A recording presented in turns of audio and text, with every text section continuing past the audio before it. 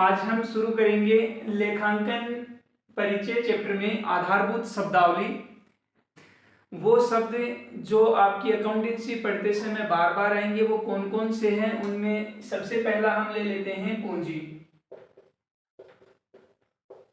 Capital.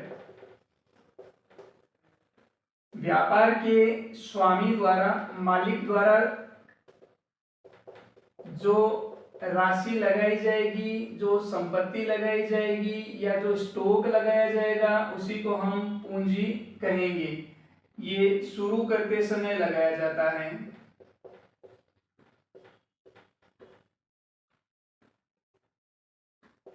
व्यापार शुरू करते समय। और दूसरी कंडीशन होती है आपकी आहरण, जिसे हम कहते हैं ड्राइंग। ये स्वामी द्वारा निजी प्रयोग हेतु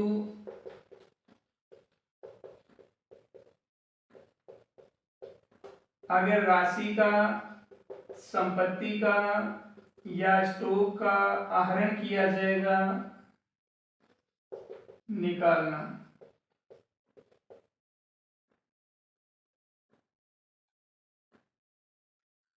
स्वामी द्वारा निजी प्रयोग हेतु राशि, संपत्ति, स्टॉक को निकालना आहरण कहलाएगा। इन दोनों को हम इस तरीके से भी समझ सकते हैं कि व्यापार एक तरफ है और एक तरफ स्वामी है।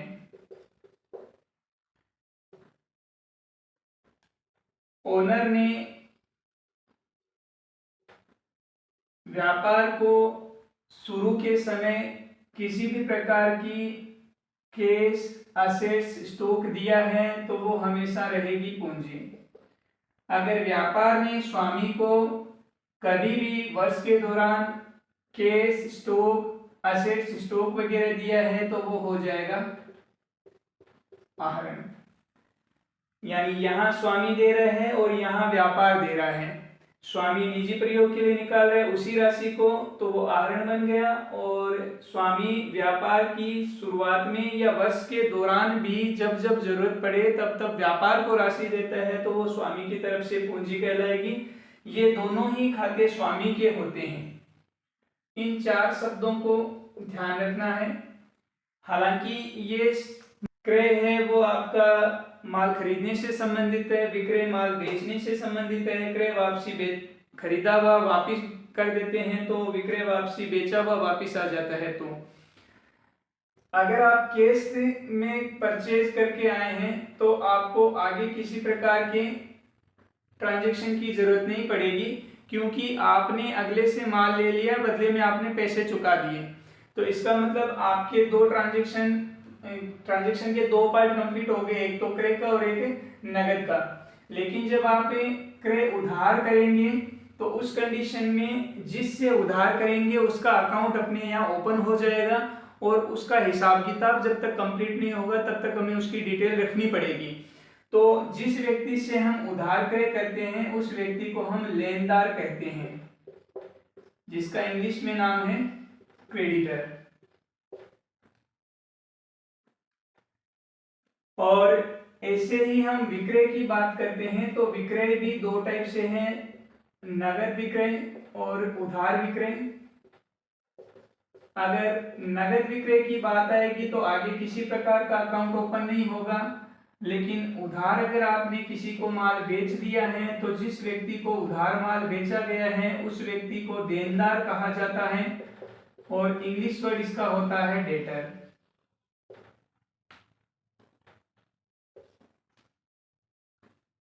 उधार दोनों ही कंडीशन की जब रहेगी तो इनके अकाउंट आगे कंटिन्यू रहेंगे, दोनों के संबंध में, लेनदार के और देनदार के। ये हमसे पैसे लेने वाला है इसलिए इसका नाम लेनदार रहता है, ये हमें पैसे देने वाला है भविष्य में इसलिए इसका नाम देनदार रहता है। इससे हमें असेट्स के रूप में कन्वर्ट करना होता है, इसे हमें लायबिलिटीज के रूप में कन्वर्ट करना होता है, क्योंकि ये हमें पेमेंट करना पड़ेगा और ये हमें रिसीव होगा। इनको आगे जब हम कंटिन्यू करते हैं तो इनसे आगे का टॉपिक और आ जाएगा कि उधार देनदारी से हमें वसूल हुआ या उधार लेनदारों को चुकाया गया, तो फिर बट्टे की बात आएगी, उसको हम अलग पढ़ेंगे।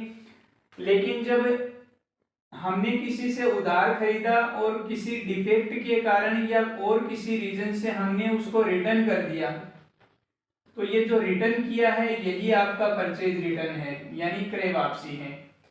और जब हम देनदार को माल बेचते हैं, उसने किसी कारणवश या डिफेक्ट के कारण रिटर्न किया है, तो ये इनका रिटर्न क्या कहलाएगा?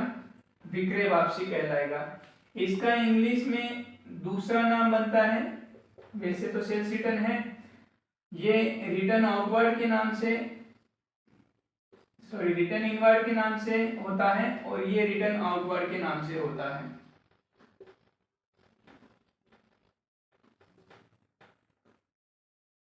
रिटर्न इनवर्ड और आउटवर्ड को आप ऐसे समझ सकते हैं, जो माल आपने बेच दिया वो वापिस आ रहा है यानी इन हो रहा है, और जो माल आपने खरीद लिया था, इन कर लिया था पहले, अब उसको आप वापिस आउट कर रहे हैं, इसलिए ये रिटर्न आउटवर्ड के रूप में होता है। अब इनसे संबंधित और बिंदु कौन से बनते हैं उस पर चर्चा करते हैं।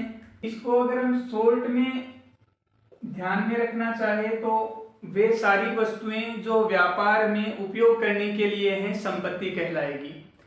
अब आप इनको टू यूज के हिसाब से देख लीजिए कि आपके व्यापार में ऐसी कौन कौन सी वस्तुएं हैं जिनको आप उपयोग करने के लिए लाए हैं। बेचने के उद्देश्य से ला रहे हैं तो माल बन गया, तो वो क्रय और विक्रय का हिस्सा हो जाता है। लेकिन आप अपने व्यापार में काम में लेने के लिए ला रहे हैं तो वो आपकी असेट्स हो जाएगी। असेट्स आपकी मुख्य रूप से दो हिस्सों में होती है, स्थायी और चालू संपत्तियां। स्थायी संपत्तियां फिक्स एसेट्स के नाम से जानी जाती हैं और चालू संपत्तियां करंट एसेट्स के नाम से जानी जाती हैं।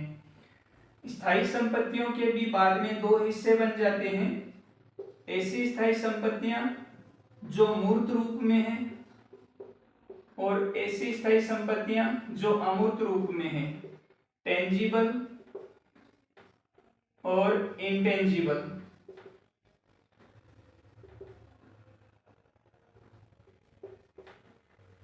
संपत्तियों में उन संपत्तियों को शामिल किया जाता है जिनका उपयोग 1 वर्ष की अवधि के दौरान हम कर लेंगे। चालू संपत्तियों में विनियोग कम होता है, जबकि स्थायी संपत्तियों में विनियोग ज्यादा होता है, क्योंकि ये अल्प अवधि के लिए होती हैं और ये दीर्घ अवधि के लिए, लंबी अवधि के लिए होती हैं। आज के इस वीडियो में हम इतना ही शामिल करेंगे।